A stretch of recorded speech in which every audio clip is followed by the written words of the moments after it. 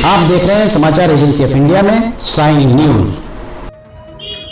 नमस्कार दोस्तों, समाचार एजेंसी ऑफ इंडिया की साई न्यूज में लिमटी की लालटेन के साथ 142वें एपिसोड में एक बार फिर आपका स्वागत है।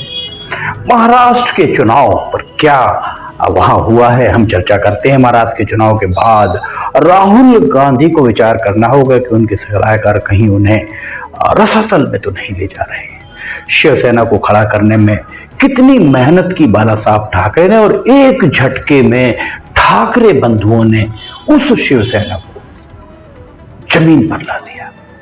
लिमटी की लालटेन के 742वें एपिसोड में एक बार फिर आपका स्वागत है।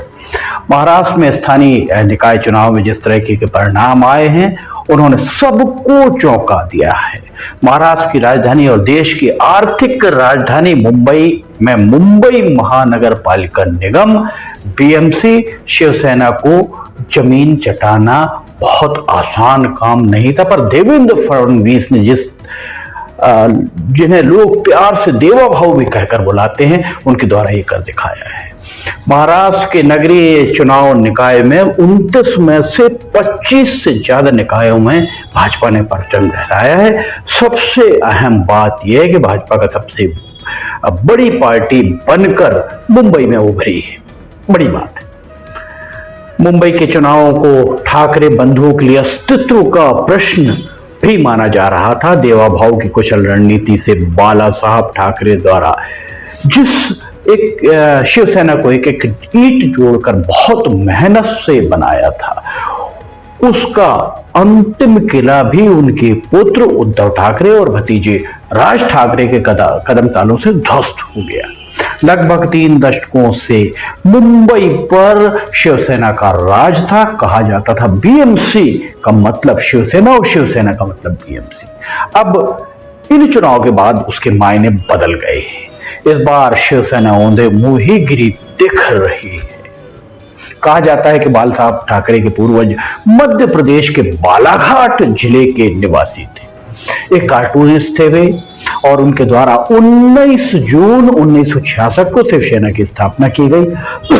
माफ कीजिएगा, 17 नवंबर 2012 को बाला साहब ठाकरे के अवसान के बाद शिवसेना में बाला साहब ठाकरे का असली उत्तराधिकारी कौन है, इस पर जंग छिड़ गई।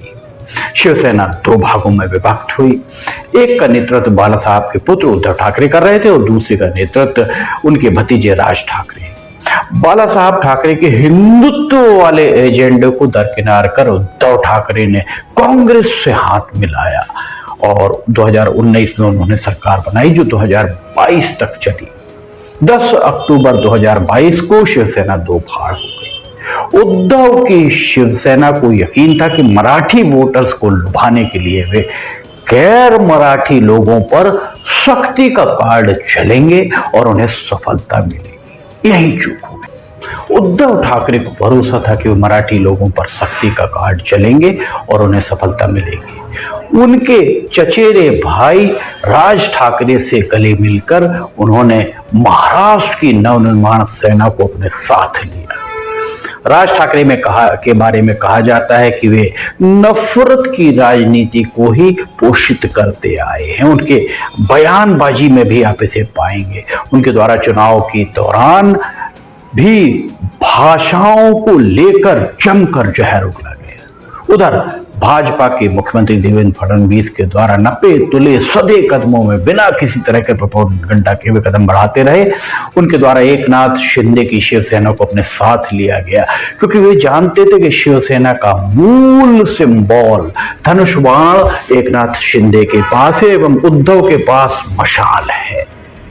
शिवसेना का वोटर इस बात को बहुत अच्छे से जानता है कि वो उसका मूल धनुष बाण है। इन चुनावों में विपक्ष पूरी तरह से बिखरा नजर आया।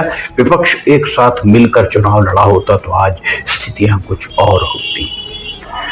वैसे इस पूरे मामले में कांग्रेस के लिए आत्ममंथन का ये वक्त है। इसका कारण यह है कि अब तक जितने भी चुनावों में राहुल गांधी के द्वारा गठबंधन किए गए हैं, उनमें कांग्रेस को बहुत बुरी तरह पराजय का सामना करना पड़ा है। राहुल गांधी को ये विचार करना चाहिए कि कहीं उनके रणनीतिकार और सलाहकारों के द्वारा इस तरह की परिस्थितियां तो उत्पन्न नहीं की जा रही हैं कि राहुल गांधी पर एक छाप लग जाए कि वे जिन भी पार्टीज के साथ गठबंधन करते हैं वे पार्टीज पराजय का मुंह देखने पर मजबूर हो जाती हैं।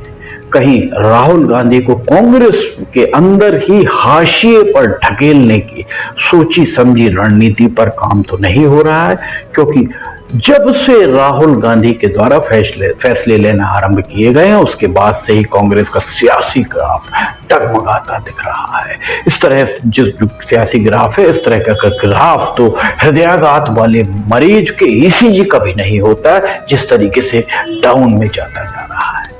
विपक्ष को एक बात पर और विचार करना होगा कि भाजपा के पास नरेंद्र मोदी जैसा चेहरा है जिसके नरेंद्र मोदी को राजनीतिक तौर पर घेरने में कांग्रेस और विपक्ष के सारे नेता पूरी तरह असफल साबित होते आए हैं, बौने साबित होते आए हैं। भाजपा सत्ता में है, उसके पास संघ जैसा पितृ संगठन है, भाजपा का सोशल मीडिया बहुत तगड़ा है। इसके उलट कांग्रेस का सेवा दल जिसे संघ के मुकाबले खड़ा करने का प्रयास किया गया तो अब सिर्फ नेताओं, जब कहीं नेता जाते हैं उन्हें सलामी लेने देने के काम ही आता है, वहां तक जाकर वो सिमट चुका है। कांग्रेस का सोशल मीडिया बहुत ही कमजोर साबित हो रहा है। राहुल गांधी जिस कॉकस से घिरे हैं शायद वही उनको वास्तविक स्थिति से दो चार होने नहीं दे रहा है। इसका कारण क्या है ये कहना थोड़ा सा मुश्किल है, शोध राहुल गांधी और उनके अन्य नेताओं को करना होगा।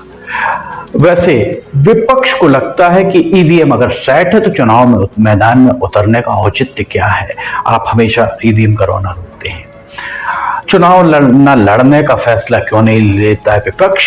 बिना विपक्ष के एक बार सत्ताधारी दल के सभी प्रत्याशियों को बिना मतदान अनअपोज जीत जाने दिया जाए, जीत लेने दीजिए उन्हें, तब जनता के सामने हकीकत आएगी। दूसरी बात एक और ये है कि मतदान के बाद मतदान के दौरान विपक्ष खामोश रहता है और जैसे ही मतदान होता है, चुनाव परिणाम आते हैं, उसके बाद विपक्ष धूल में जब गिराए दिखाई देता है तो वो ईवीएम का रोना आरंभ कर जाता है। विपक्ष भूल जाता है कि सोशल मीडिया का जमाना है और सभी को सब कुछ पता है। कुल मिलाकर देखा जाए तो महाराष्ट्र के स्थानीय निकाय चुनाव को एक सबक के रूप में देखा जा रहा है। भाजपा की विजय पताका लेकर चलने वाला अश्वमेघ यज्ञ का घोड़ा बिना रुकावट तेजी से दौड़ रहा है। उसकी टाप की आवाज वीराने को चीरती हुई साफ सुनाई दे रही है। उसे पकड़ने अथवा रोकने का साहस कोई नहीं जुटा पा रहा है। महाराष्ट्र के स्थानीय निकाय चुनाव, इन स्थानीय निकाय चुनावों से अगर विपक्ष के द्वारा सबक नहीं लिया गया तो आने वाले समय में जनता उन्हें रोतला अर्थात सदैव रोने वाला करार अगर दे कहना आरंभ कर दे तो किसी को आश्चर्य नहीं होना चाहिए। लिमटी की लालटेन के 742वें एपिसोड में फिलहाल इतना ही। अगर समाचार एजेंसी ऑफ इंडिया की साई न्यूज में लिमटी की लालटेन और अन्य खबरें आपको पसंद आ रही हो तो उसे आप लाइक, सब्सक्राइब और शेयर जरूर कीजिएगा। आप सभी हम बता दें कि समाचार एजेंसी ऑफ इंडिया के 4 चैनल्स हैं जिसमें एक म्यूजिक चैनल भी शामिल है। आप सभी के सहयोग के 1 लाख के ऊपर सब्सक्राइबर्स की तादाद पहुंच चुकी है। समाचार एजेंसी ऑफ इंडिया के सहयोगी अखिलेश दुबे के साथ लिमटी की लालटेन का 743वां एपिसोड लेकर बहुत जल्द हाजिर होंगे। फिलहाल आपसे इजाजत लेना चाहेंगे। जय हिंद।